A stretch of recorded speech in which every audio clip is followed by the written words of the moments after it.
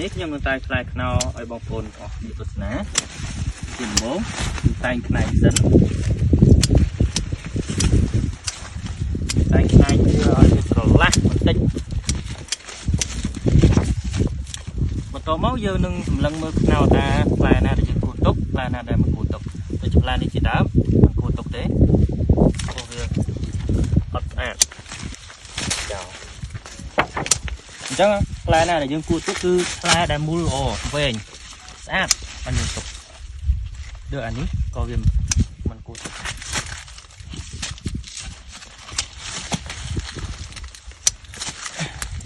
អញ្ចឹងយើងអាចទុកបាន3ខ្លែបាន